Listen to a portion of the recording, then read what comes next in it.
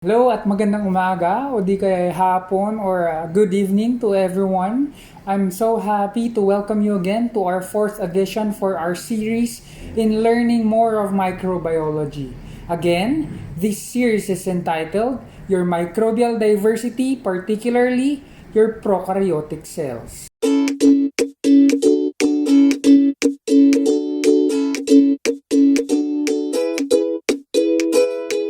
When we talk about your prokaryotic cell, you need to understand that we have defined this for the past several discussions that prokaryotic cell are basically considered to be cellular microorganism. Ibig sabihin, may cell, which is your basic structural foundation of life.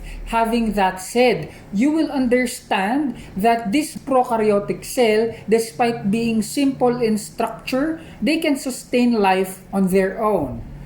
However, it's different from your eukaryotic cell primarily because they lack these dedicated structures named as your organelles as well as your nucleus.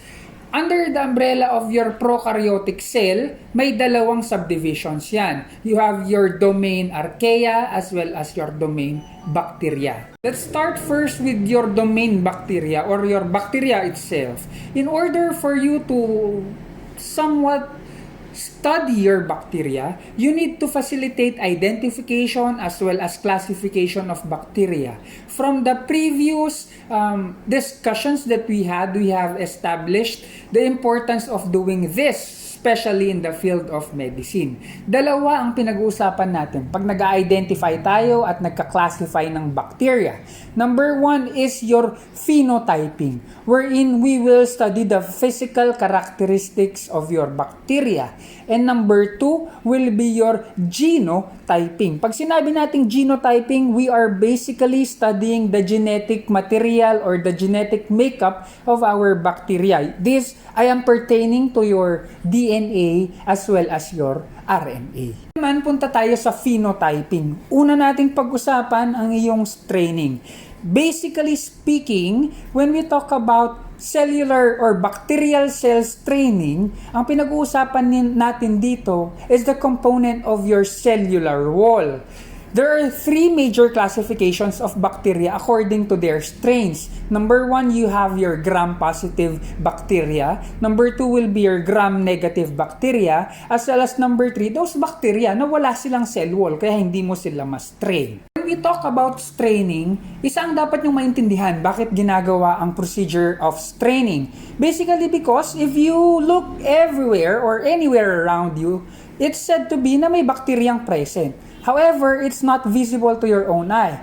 Even though you utilize microscope, it will be very difficult for us to visualize them. Therefore, Hans Christian Gram developed this training procedure in order for us to effectively visualize this bacteria because they are generally colorless. Unang type natin or unang method natin when we are doing your staining will be your simple staining. Once we talk about simple staining, ang gusto lang nating malaman is the shape as well as the morphologic arrangement of your particular bacteria, which we will talk about later on. Ibig sabihin, gusto lang natin silang ma-visualize. In order for you to do this, may mga several steps that we need to follow. Number one will be your smear creation, wherein you will simply apply the bacteria into a glass slide. After that, you will let it dry. Next will be your fixation. In order for bacteria to lose its ability to move about sa ating slide, kailangan ba buhay ang bacteria sa slide? Hindi. Kasi kailangan lang natin silang ma-visualize. That's why we would like to fix it. There are two major ways in order for us to fix a bacteria in your slide. Number one is the utilization of methanol and number two is the utilization of heat. Depende kung ano ang gagawin nating staining procedure. For your simple staining, kailangan lang natin ng methanol fixation. After fixing that particular bacteria, you will now apply a coloring dye. Kasi nga, hindi sila visible. They are colorless. That's why we need to put color. For your simple staining, ang ilalagay natin pangkulay ay your methylene blue. After that, You will let that methylene blue somewhat be applied to the totality of your sample. Then you're gonna rinse it. After rinsing, you will put it under an oil immersion microscope wherein you will observe again the morphology as well as the groupings of your bacteria.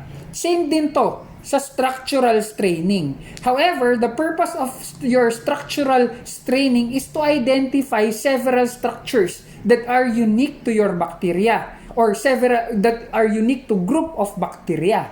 And you are looking for your capsule, your endospores or spores, as well as their flagella. The first two staining processes were utilized in order for us to visualize the structural components of our bacteria.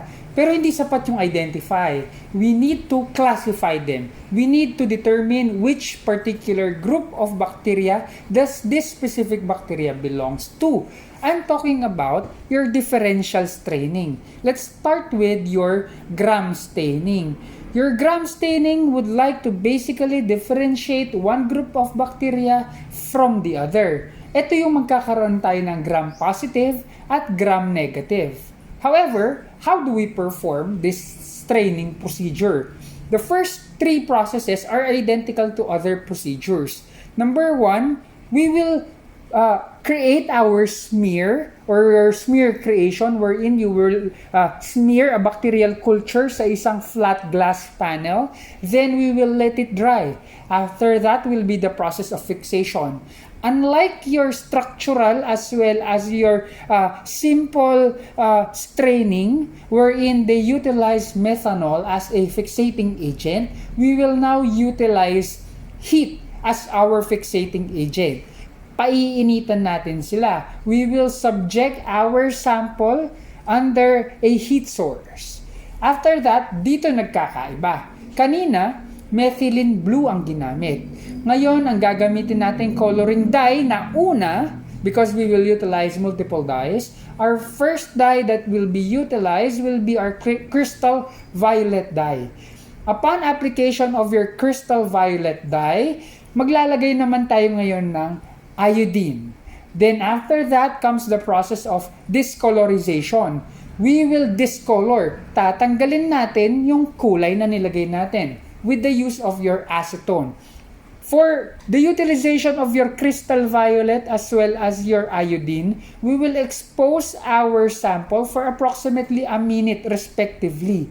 After that, huhugasan natin. We will decolorize it using an acetone. And you will only expose your sample for an additional 5 seconds. Hindi pwedeng matagal because that might destroy the morphological characteristic of your bacteria. Now, after you have decolorized, all those bacteria that will remain violet in color will now be considered gram positive. Sir, bakit? If you remember our previous discussion in terms of bacterial cell wall, they have this what you call peptidoglycans, these macromolecular complexes present in their bacterial cell wall. Ang peptidoglycan ng ating mga gram-positive, makapal kesa sa mga gram-negative. Having that said, because of that thick peptidoglycan, ang makukulayan ng ating crystal violet ngayon ay mas malaki, making it hard for us to remove that color, remove that dye on that particular bacteria. That's why they will still remain violet or bluish in color despite the sample being exposed to acetone. Yun ang gram-positive. Next will be after your acetone, hindi pa natin nakikita yung gram-negative. Paano naman natin makikita yung gram-negative? We will apply a new dye, our counter strain, in the form of our sarfarin. Ang counter strain natin or ang sarfarin will be added to our microbial preparation for an additional 30 seconds. Then after that, we will wash it dry, we will wash it, blot it, and then air dry. All those bacteria that will appear pink to reddish in color, kasi ito yung kulay ng sarfarin, will now be considered your gram-negative bacteria. Sir, bakit po siya gram-negative bacteria? This is because, ba't di po siya nag-violet? First and foremost, yung violet, crystal violet, kumakapit yan sa ating peptidoglycan. Dahil manipis ang peptidoglycan ng gram-negative bacteria, it is easily washable. It is easily decolorized. However, upon exposure to alcohol, as well as that particular sarfarin, yung alcohol, it destroys the lipid component of the layer ng cell wall ng ating gram-negative. Because if you remember, the layer of the cell wall of gram-negative bacteria are also composed of lipids as well as protein components. In order for that to be dissolved, yung pag-wash natin ng acetone kanina, not just for the purpose of discolorization, but also for the purpose of melting that fatty layer. Once it melted and now you have exposed sarfarin, magkukulay na red siya ngayon. Kaya all those that will remain red and pink in color will be gram-negative, and those that will remain blue or purple in color will be your gram-positive. Just a note, not all bacteria can be consistent in terms of their gram staining. Others might be what you call gram variable. Minsan red, minsan pink, minsan blue, minsan violet. How can we classify them? Now, we will use another technique of differential staining we now call as Acidfast staining. Now, talking about Acidfast staining, unang dapat papasok sa isip nyo, ba't kailangan to? If you're familiar with the term AFB or Acidfast bacteria, your AFB testing is specifically utilized in order for us to diagnose tuberculosis. Because hindi lahat ng bacteria ay consistent ang strain. One example of which is your Mycoplasmas, which we will discuss later on. However, in order for us to classify this gram-variable bacteria, we need acid-fast staining. Ano bang ginagawa natin sa acid-fast staining? Rather than using your gentian violet or your crystal violet, your methylene, your iodine, or your sarfarin, we will now use carbolfaxin. If I'm not mistaken on how I pronounce it, I think it's carbolfaxin. Anong ginagawa natin dito? Una, we will create a smear. Lalagay natin yung ating sample sa isang glass slide. After that, we will flood it with our fixating agent, our carbolfaxin. Pagkatapos, in order to complete that particular fixing process, we need to dry it up. That's why we're gonna expose it under a heat source, particularly a Bunsen burner. Paiinitan natin ang sample with carbolfaxin. Because this is fluid in nature, it will evaporate after some time. Now, after evaporation, we will now use a discolorization or discolorizing agent in the form of our acid-alcohol mixture. Kaya siya tinawag na acid-fast staining. Now, those bacteria that are not discolorized, ang tawag natin sa kanila acid-fast bacteria. Ang mga na-decolorize, tawag natin sa kanila non-acid-fast bacteria. Aside from staining, there are other variable characteristics of bacteria that we would need to identify in order for us to classify them. That's why we will proceed to your morphology.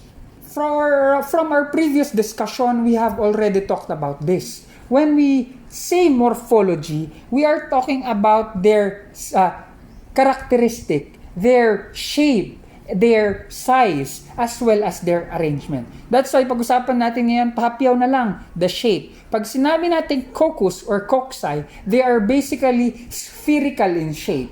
Pag sinabi natin bacilli, these are elongated cylindrical rod type in shape. Another subclassification of your bacilli is this vibrios, wherein they are short and curved, short, elongated, but curved in structure. Yun ang vibrios. And the rest are your spiral bacteria, namely your spirochete as well as your spirillum. However, I think I forgot to mention the other class of your bacteria in terms of shape. You have your pleomorphic. Pag sinabi nating pleomorphic, wala siyang kasiguraduhan. hindi niya alam what exact shape that particular bacteria will take into. That's why it's called pleomorphic. That is made possible because of the absence of their cell wall. Kaya wala silang structure ngayon. Now, aside from determining the shape, we would like also to determine their grouping. Paano ba sila nag-a-appear? Are they single? If they're single, they will be simply called cocci or bacilli, or rather coccus or bacillus. When they appear in pairs, tawag doon diplococci or diplobacilli. When they appear in a grape-shaped-like group cluster, para silang kumpul-kumpul na grupo, that will now be termed as staphylococcus. Group kasi sila. Kuha? After that, you have your strepto. Ang strepto naman, despite them being in a group as well, they will appear as if they are in long chains. Kaya sila tinawag na strepto. Those that appear on group of 4 are called tetrad. Kasi 4, tetrad. Pag pinagsama yung 4 at 4, nagkakaroon ng cuboidal structure, tawag naman doon, Sarcinae. So those are basically your groupings of your bacteria. Also, you can classify your bacteria in terms of their motility. Paano ba sila gumagalaw? I'm talking about your flagella. Because flagella is your major cellular structure that enables your bacteria to move about. Pinag-usapan na rin natin to. You can classify them according to how these flagella are positioned sa kanilang cell wall. What am I talking about? Ito ng Peritricus, which basically yung kanyang flagella can be found all over or scattered all over the cell wall. You have your Amphitricus, parehong side, may tag-isa, may present na flagella. You have your Lopotricus. Lopotricus, maraming flagella, pero concentrated sa isang dulo lang. Yun ang Lopotricus.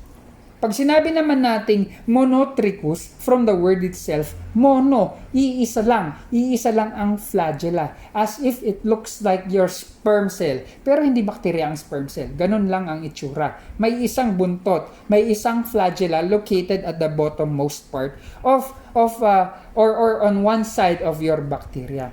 Sir, how do we determine if they are motile or not? Ganito ang gagawin natin.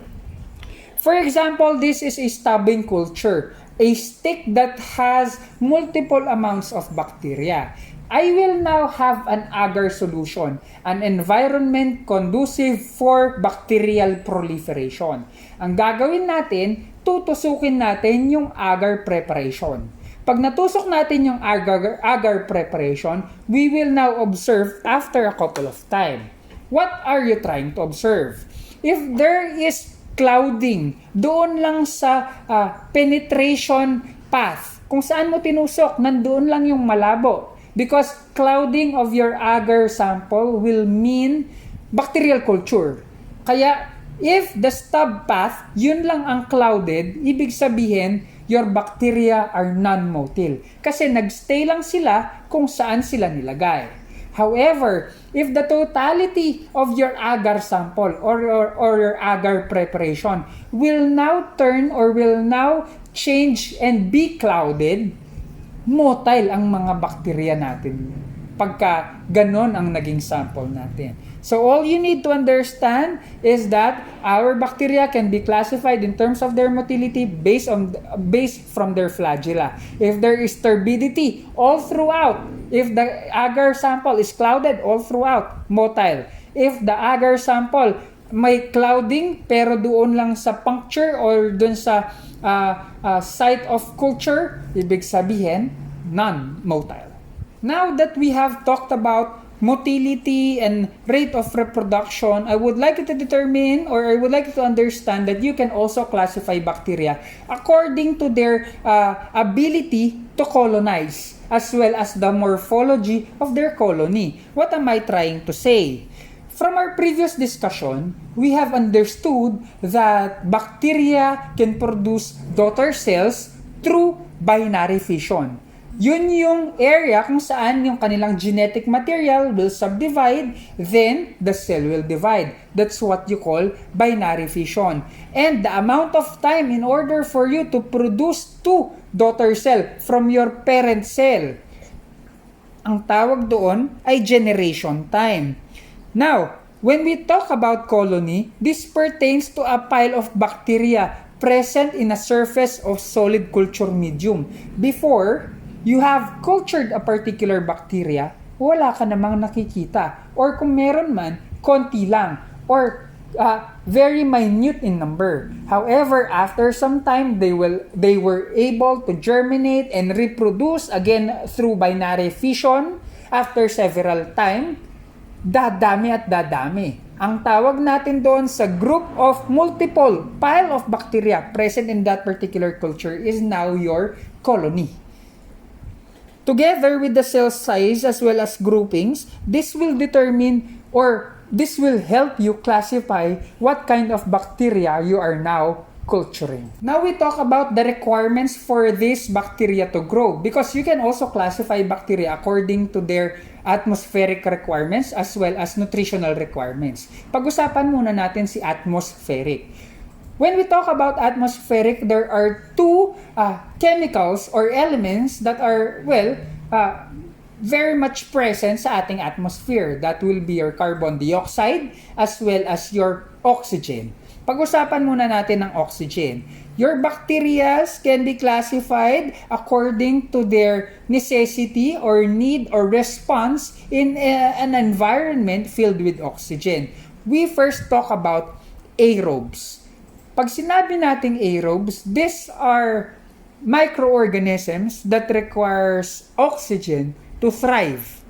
Tama? We have discussed this back in our first series ng discussion where Louis Pasteur termed or coined the term aerobes and anaerobes. Aerobes being oxygen requiring and anaerobes being non-oxygen requiring. Pag-usapan muna natin si oxygen requiring, si aerobes. There are two types of microorganisms, particularly bacteria na aerobic. Number one will be your obligatory aerobes. Ibig sabihin, they are obliged to need oxygen. They will not survive without oxygen. If exposed in an environment without any oxygen at all, they will die. Kaya tawag sa kanila obligated. Kuha?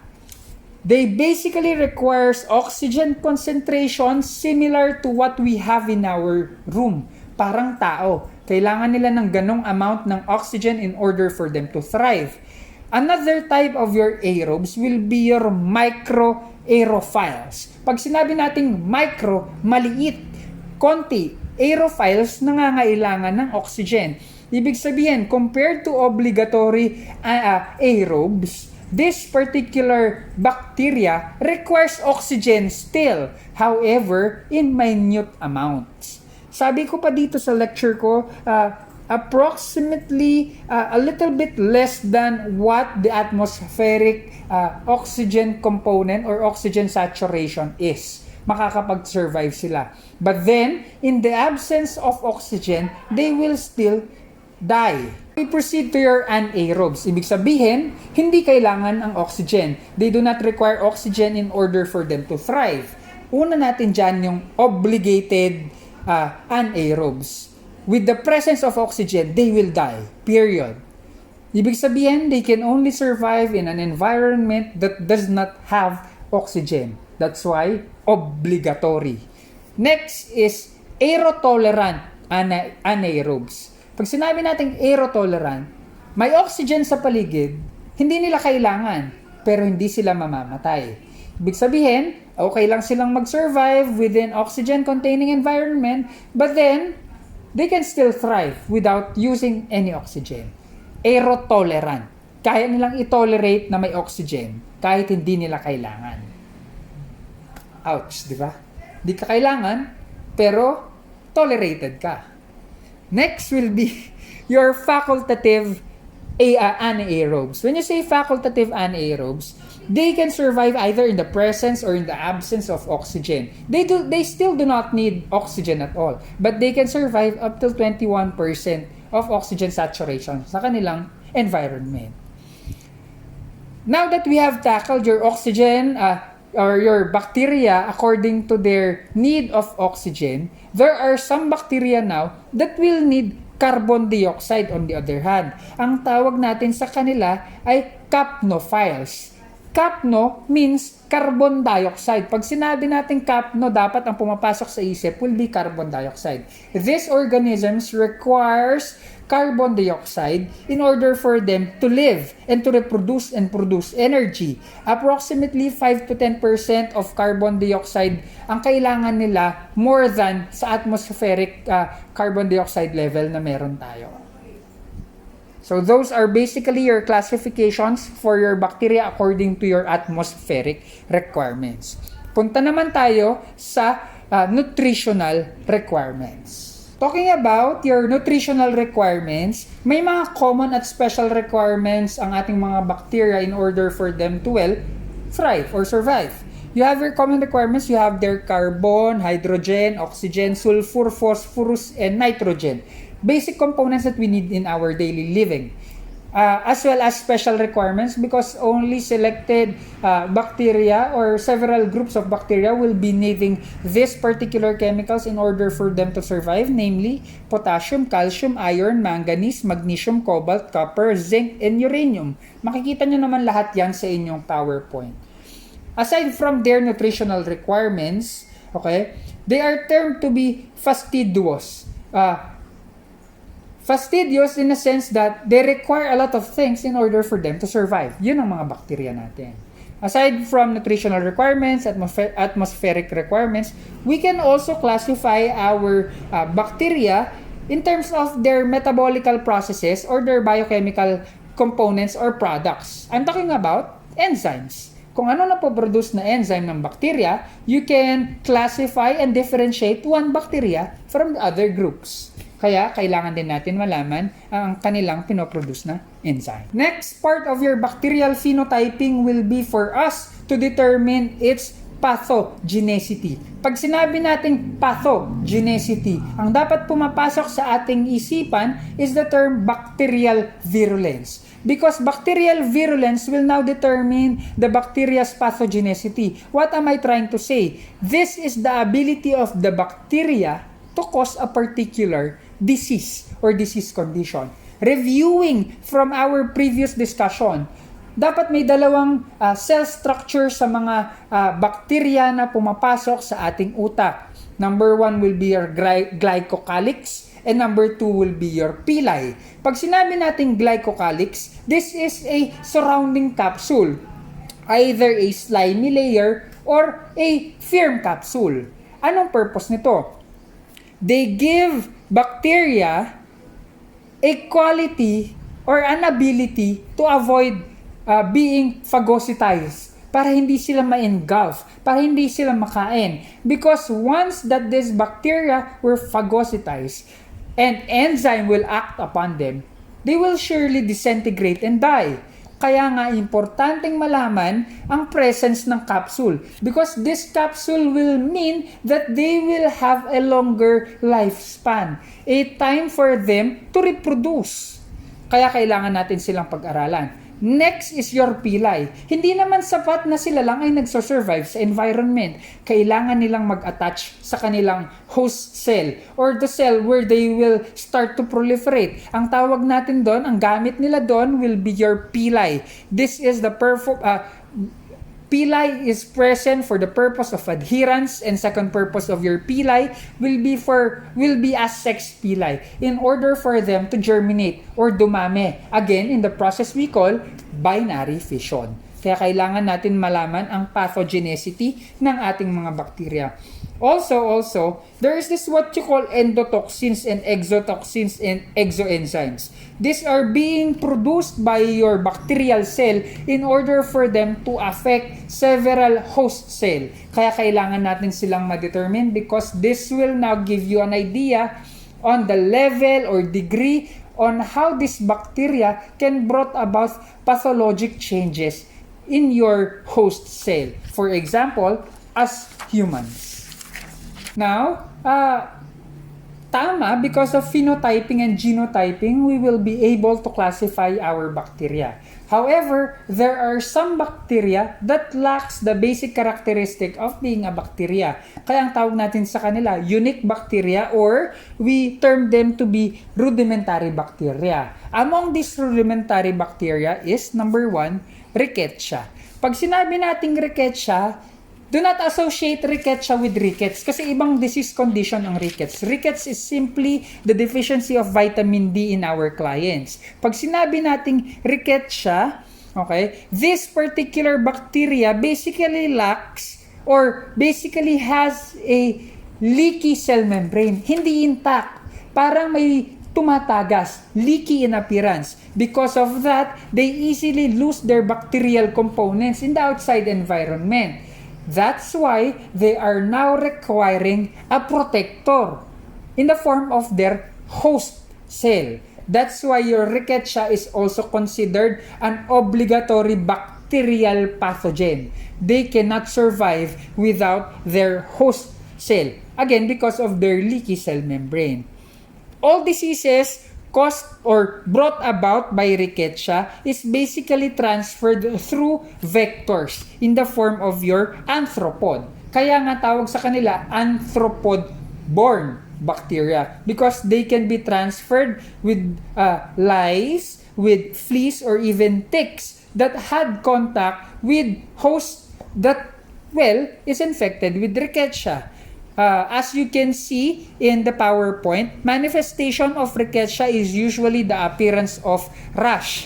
And examples of bacteria present in this particular group of bacteria are also displayed in our PowerPoint. Just read them in order for, these are things that are nice to know. Next is your Chlamydia. Pag pinag-usapan natin ang Chlamydia, this is also another type of an obligated bacterial pathogen. Bakit?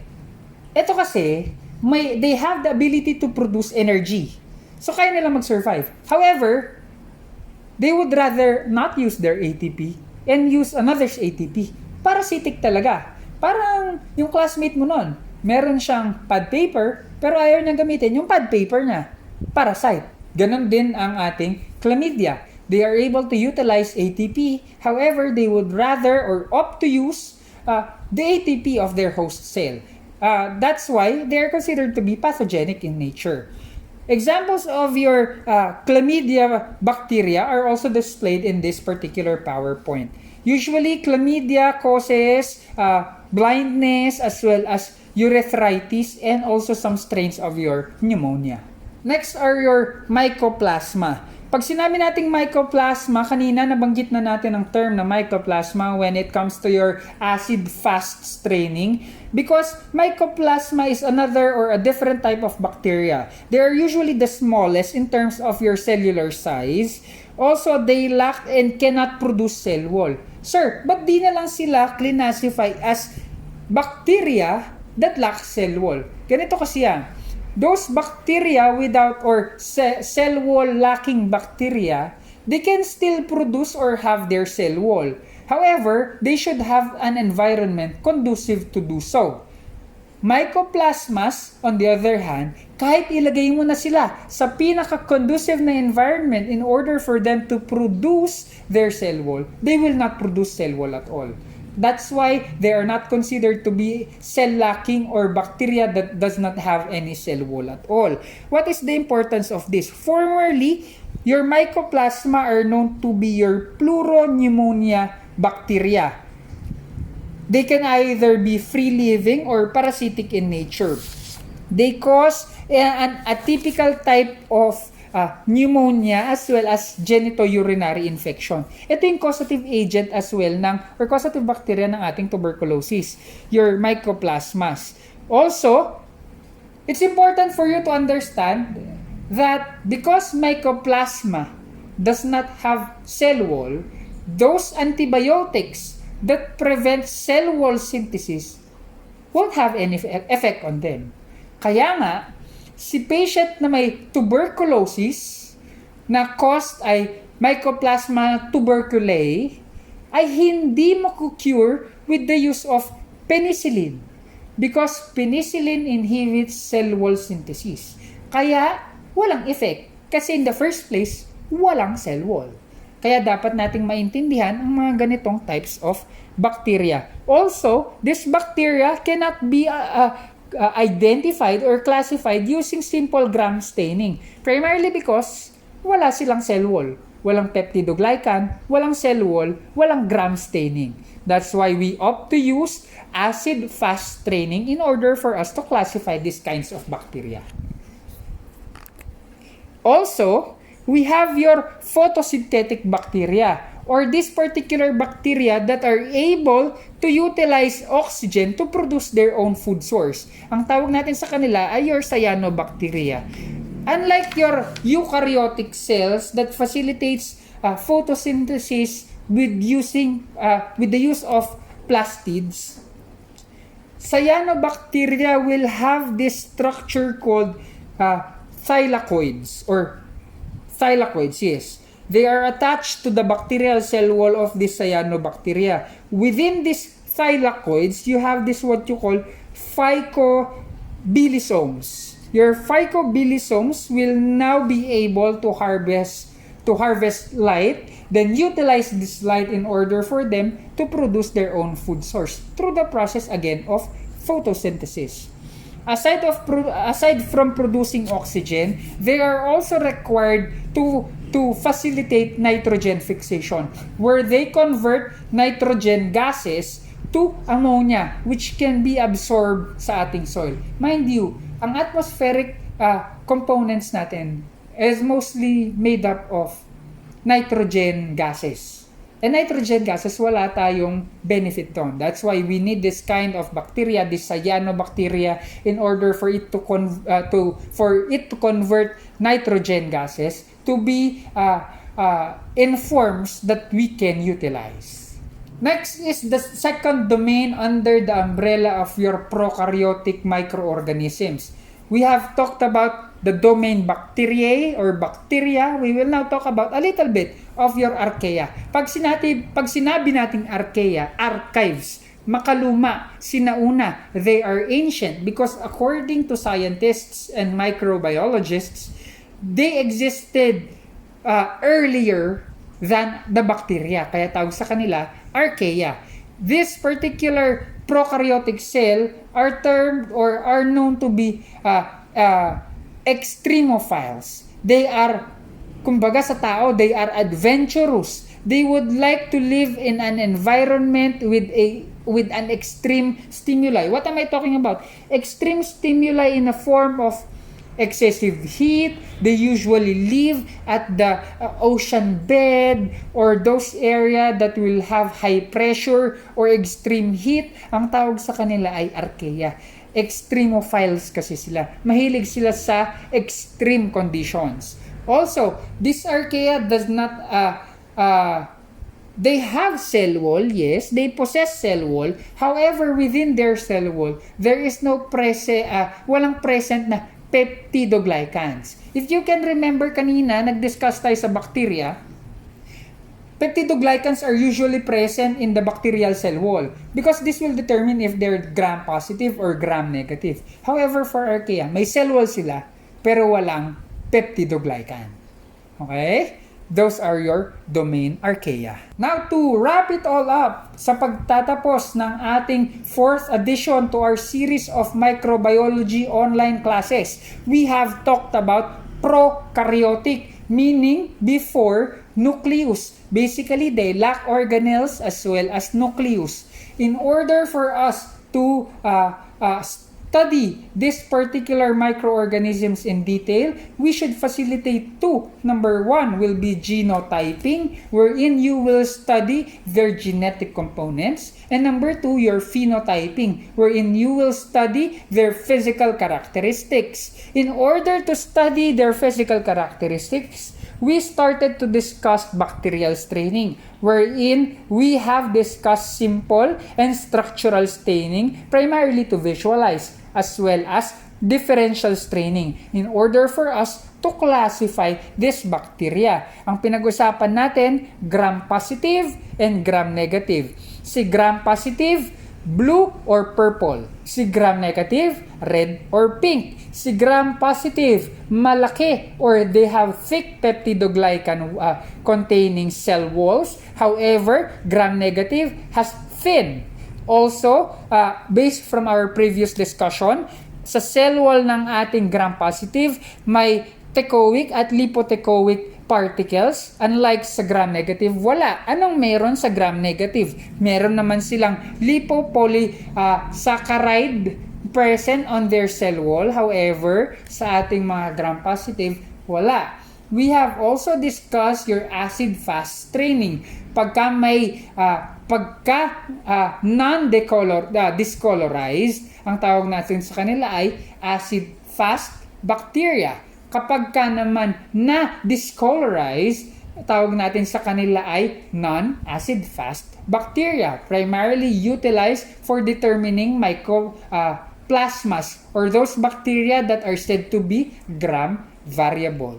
We have also talked about the different types of bacteria according to their morphological characteristics and grouping. We have your cocci, bacilli, your vibrio, your spirochete, as well as your spirillum. You also have your diplococcus, tetracoccus, staphylococcus, streptococcus based from their grouping. We have also determined the modes of motility of this bacteria, yung mga trichus, their organization in terms of their flagella. We have also talked about the nutritional requirements and atmospheric requirements. Also, the ability of our bacteria to cause disease. This is what you call bacterial virulence. We have also talked about 4 unique types of your bacteria. You have your ReCAPTCHA, you have your Chlamydia, you have your Mycoplasmas, which is the causative agent, for tuberculosis, as well as your plant-like or photosynthetic bacteria in the form of your cyanobacteria. And lastly, the last domain of our prokaryotic cell, which is basically your domain archaea, which are said to be tatlo, ancient, extremophiles, and despite having cell wall, they do not have peptidoglycans. That sums up our 4th addition to our discussion for microbiology, talking about prokaryotic cell. Again, goodbye and God bless, and let me remind you that learning is always a fun experience.